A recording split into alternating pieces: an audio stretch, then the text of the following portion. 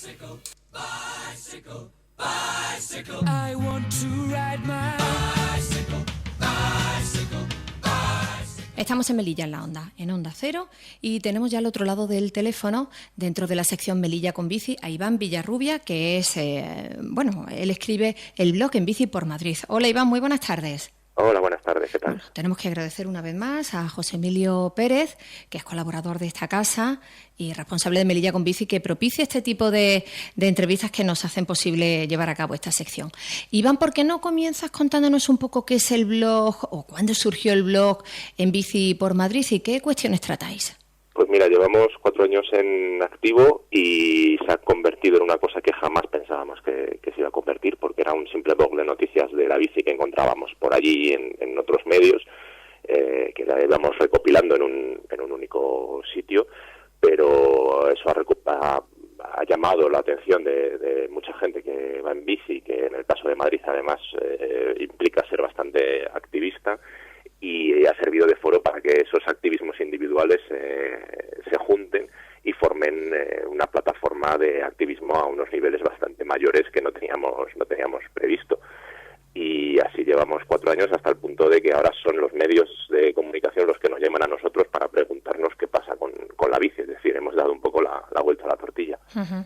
¿Y cuántas personas conformáis o hacéis posible este blog En Bici por Madrid? Pues mira, entre 6 y 300. Es que vamos a ver, esto forma parte de un poco un nuevo tipo de estructura de asociación que está surgiendo desde que existe Internet, en las cuales, pues como no hay listas de asociados oficiales, ni cuotas, ni estatutos, la gente está en la medida que dedica su tiempo y colabora más o menos. Entonces hay un X número de gente que colabora más, que podemos ser esos 5 o 6, luego otro grupo a lo mejor un poquito menos colaborador, que pueden ser unos 30, pero que está todo el día ahí, que nos está enviando comentarios, que nos envía artículos, y luego gente un poco más amplia que participa en ciertas actividades, que hace difusión, pero a lo mejor no escribe. Es decir, tiene un poco esa ambigüedad de no tener un filtro muy claro de quién está dentro y quién está fuera. Tú mismo entras, te pones a escribir y acabas generando una polémica, entonces eres en cierta manera redactora, ¿no?, involuntaria del blog también. Uh-huh. Iván, ¿y con qué objetivo nació cuando nos decías hace 4 años lo poníais en marcha, y si se está cumpliendo realmente o está surgiendo una cosa diferente de lo que os habíais propuesto?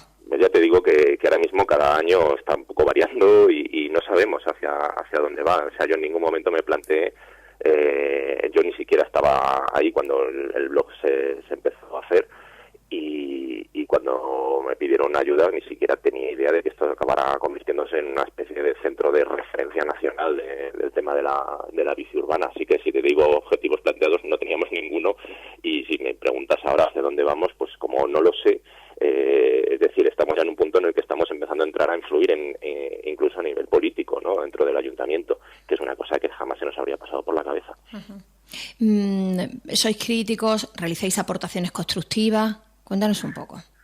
Nos gusta ser utópicos realistas. A ver si me explico. En cualquier cosa que vemos que funciona mal, pensamos cuáles son las herramientas que tenemos a mano nosotros, es decir, los ciudadanos, para poderla arreglar. Poniéndonos al peor de los casos, que es en el que nadie nos haga caso, en el que el ayuntamiento se ponga a la contra, en el que no haya un duro para hacer nada, y a partir de esos principios vemos que se puede hacer organizando la sociedad civil. Entonces, claro, nuestras críticas son necesariamente constructivas porque no nos queda otra, y no nos gusta el decir, queremos que el ayuntamiento nos arregle esto, queremos que el ayuntamiento haga lo otro. No. Si no podemos hacerlo nosotros, o si nosotros no tenemos una solución, muy rara vez vamos al ayuntamiento a pedirle que lo arregle así en el aire, ¿no? Porque al final corremos el riesgo de que se gaste el dinero en una cosa que al final no es lo que se pretendía, y acaba siendo peor el remedio que la enfermedad. Uh-huh. Entonces, luego sí que tenemos contacto directo con el ayuntamiento y les damos mucho la matraca, mucho, hasta el punto en que siempre nos miran un poco en plan de ya están aquí estos pesados. Pero cierto es que muchas veces les estamos proponiendo cosas que es: no te gastes el dinero en esto, o ahórratelo aquí, haz esto que es más barato, o no lo hagas, que lo está haciendo la sociedad civil y lo estamos haciendo mejor. Es decir, en ese punto también de no asumir que el Estado tiene que ponerlo todo por su parte, sino que los ciudadanos tenemos ya herramientas para poder construir la ciudad. Ujú. Iván, ¿y notáis que, bueno, con algunas de las propuestas que realizáis, os hacen caso desde la Administración? Nos han hecho caso en una cosa que yo estoy muy contento, que es el tema educativo, porque se ha pensado desde hace muchos años que el problema de la falta de bicicletas en la ciudad es sobre todo de infraestructura, cuando es realmente cultural. Es decir, que una calle lo mismo sirve para llevar un coche que una bici, pero si no nos atrevemos a ir en bici no es porque la calle tenga más o menos X forma, sino porque el del coche no está acostumbrado a vernos. Entonces ahí hemos visto que podía tener más sentido empezar a concienciar gentes que en cambiar la estructura de la calle. Y afortunadamente, entre comillas, como el ayuntamiento no tiene un duro, ha tenido que acabar haciéndonos caso más en este aspecto con el otro, porque es bastante más barato. Y ya que nosotros lo hemos probado, todo este tema educativo, y hemos visto que es muy efectivo, pues han ido un poco siguiendo la estela un año después, organizando cursos y luego ya ampliándolo a colegios y tal, lo cual pues está dando bastante buen resultado. Uh-huh. Iván, ¿por qué no nos hablas un poco de cómo están funcionando los procesos de participación? Con el fin, creo que tenéis intención de, o por lo menos que en Madrid se haga un programa de movilidad. Sí, el programa, hace tiempo que estamos ya haciendo unas pequeñas pruebas en el blog, ya que tenemos masa crítica de lectores suficientes como para probar si es posible la inteligencia colectiva. Es decir, si agregando muchas opiniones que tiene la gente parcial de sus experiencias en un gigantesco ordenador, por decirlo así, imagínate que le echas ahí los datos de unos y de otros y el resultado que te da, estamos probando a ver si es mejor que el que te puede dar un experto, un urbanista, un técnico del ayuntamiento, y creemos que sí, es así. De hecho, hay soportes teóricos que dicen que efectivamente la inteligencia colectiva puede sistemáticamente dar soluciones a la colectividad mucho mejor que el de un experto. Entonces, después de haber hecho algunas pruebas para algunos casos concretos en Madrid, este año nos hemos lanzado a hacer una propuesta electoral en todo orden, en colaboración con Ecomovilidad, porque al final nosotros nos centramos mucho en la bici y ellos son otro blog paralelo al nuestro, en el que ya tratan temas de tráfico, de transporte público con más profundidad, y hemos empezado a hacer una propuesta muy seria en la cual pedíamos a la gente que nos comentara cuáles eran los problemas de la ciudad, cuáles eran las cosas que funcionaban bien, y que unos se votaran a otros para que no pareciera hay una lista infinita de quejas, sino que las quejas más relevantes fueran las que tuvieran más apoyo. A partir de esas quejas hemos dicho, vale, pues ahora, ¿qué soluciones propondríais? Y no, tampoco nos bastaba una carta a los Reyes Magos, sino solamente aquellas que fueran viables y que solucionaran las quejas que las mismas personas habían votado. Entonces esas mismas soluciones también las hemos sometido a votación, y el resultado que ha quedado ha sido una cosa bastante coherente, muy muy sensata. Además, no es para nada, yo tenía un cierto temor que a lo mejor podía haber sido, pues eso, y queremos que se dediquen miles de millones a hacer cosas inviables, y no, son cosas mucho más sensatas que las que suelen proponer los partidos políticos en general.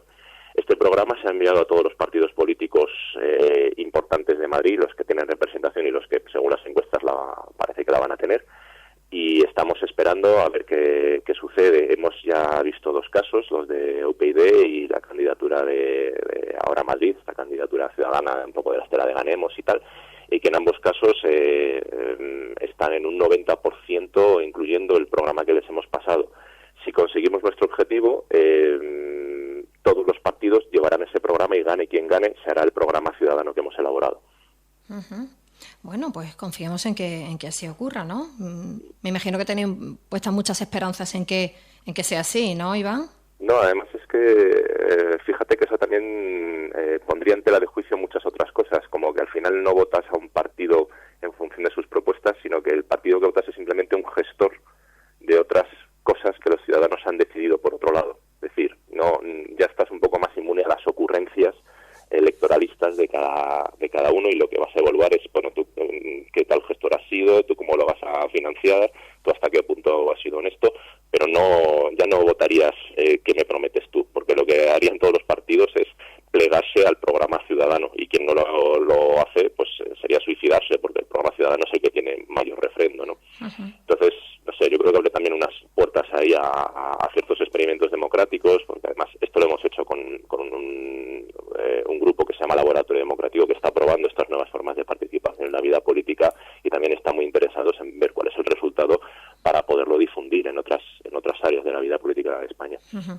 Iván, también nos gustaría que nos hablaras del mapa de las calles tranquilas. ¿Esto exactamente qué es? Esto es una demostración empírica de que no hace falta esperar a que el ayuntamiento te ponga vías ciclistas para buscar unas rutas ciclistas tranquilas, que es esto que te comentaba de ver cómo se puede solucionar un problema que la gente te dice que es recurrente, que hay mucho tráfico y no me atrevo a meterme por el tráfico, y hasta ahora lo que uno pensaba como solución es, bueno, pues te vas con una pancarta al ayuntamiento a protestar, a decirle que queremos carriles bici ya, pero al final la solución estaba en manos de la voluntad política de otros y dejaba al ciudadano sin herramientas.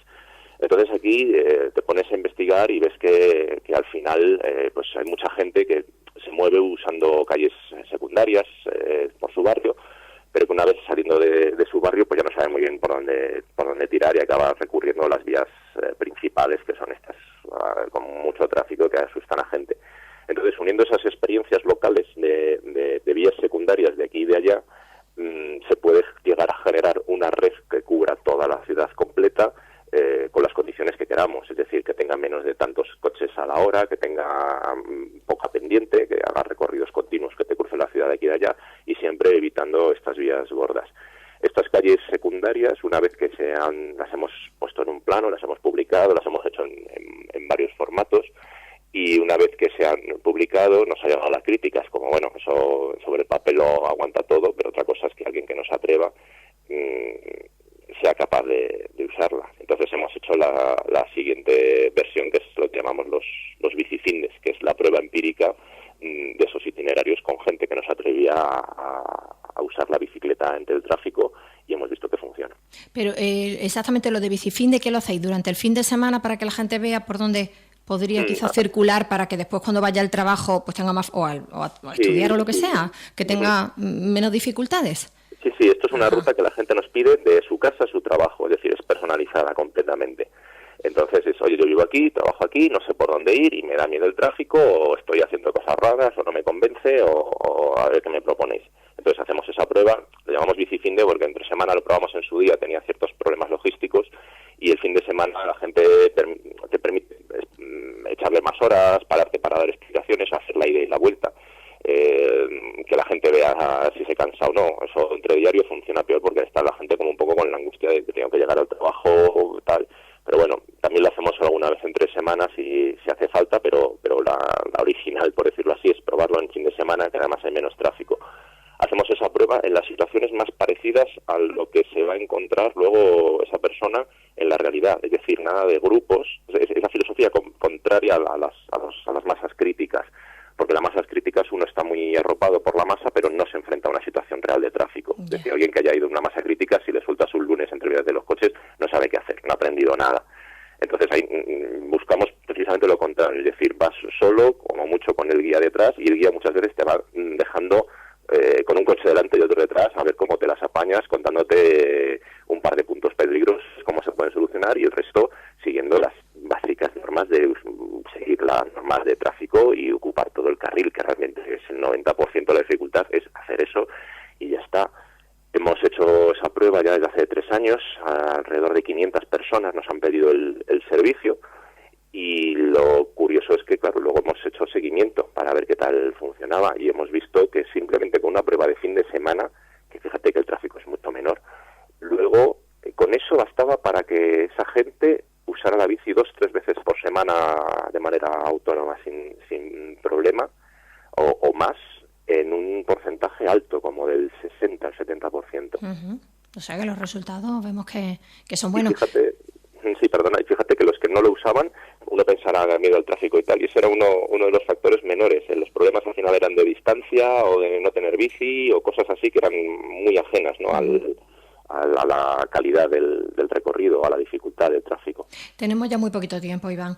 Pero ¿tú crees que esto que nos estás comentando puede ser extrapolable a otro lugar? Estoy pensando en Melilla, no sé si la conoces, pero en una ciudad muy chiquitita tenemos muchísimo tráfico rodado, muchísimos coches en la ciudad. ¿Tú crees que una cosa así se podría hacer aquí? Yo creo que es fácilmente extrapolable, identificando las características propias de cada ciudad. Es decir, en Madrid, por ejemplo, que es un tamaño muy grande, aquí hemos visto que una de las claves consistía en combinar la bicicleta con las cercanías para cubrir unas distancias que si no eran inabarcables, ¿no? Pero, por ejemplo, jugábamos con una ventaja, y es que en Madrid los coches respetan por sistema los pasos de peatones. Están muy acostumbrados a pararse para dejar pasar a otros, algo que sucede en algunas ciudades de España, pero no en todas. Entonces, digamos que ese mismo respeto ha sido fácil de trasladar a la calzada. Entonces, eso en Melilla tenéis que encontrar el punto. Realmente, siendo una ciudad pequeña, el problema de distancia no existe. Cuando suele haber mucho tráfico, el problema es que es demasiado fácil moverse en coche porque no hay restricciones al coche, o si hay aparcamientos regulados son en zonas muy simbólicas o muy pequeñas, y realmente lo que sí hemos visto es que se usa más la bici no donde hay más carriles bici, sino donde hay más restricciones al tráfico, porque es donde la gente necesita alternativas. Yeah. En Madrid, que hay claramente una zona con restricciones al tráfico y otra zona sin restricciones pero con carril bici, es la primera donde la gente usa mayoritariamente la bicicleta. Uh-huh. Entonces, ese es el problema que tendría Melilla que combatir, es decir, crear una suficiente masa crítica de gente que estuviera de acuerdo en un momento dado en que se pusieran restricciones al coche, y la bici luego es más fácil que aparezca. Eso sí, ya se pueden ir sentando las bases. Hacer un plano de calles tranquilas es muy fácil porque basta simplemente con buscar calles un poquito alternativas que cumplan ciertas condiciones de huir de las grandes rotondas o de las grandes avenidas rápidas. Y sobre todo cuando empiezas a hacer un poco de masa crítica con este tipo de actividades, de que uno convenza a otro y el otro convenza a un tercero, sirve muchísimo para que los coches se acostumbren a la presencia de bicicletas. Eso lo hemos visto en Madrid en un tiempo muy corto, y se nota también mucho donde ha habido esa intervención en lo que llamamos el interior de la M30, que es un área como de 1 millón de habitantes. Ahí los coches se han ido acostumbrando a la presencia de las bicis, con esta mayor presencia debido a las restricciones. Y donde no ha habido esas restricciones y donde no ha habido esa presencia de bicis en calzada y donde hay carriles bici, es decir, que las bicicletas van por su vía aparte, los coches todavía no aceptan a las bicicletas como parte de la vía pública. Es decir, que hemos podido hacer ese experimento en vivo y se ve dónde funciona y dónde no en los propios barrios de Madrid. Así uh-huh. que yo creo que sin problema se puede empezar a ir tendiendo las bases ahí en Melilla, sabiendo que vais a tener esas dificultades. Muy bien, seguro que desde Melilla con bici tomas nota. Iván, lo tenemos que dejar aquí, que hemos consumido más del tiempo que teníamos previsto. Muchísimas gracias por haber estado con nosotros, un placer. Muy bien. Hasta la próxima.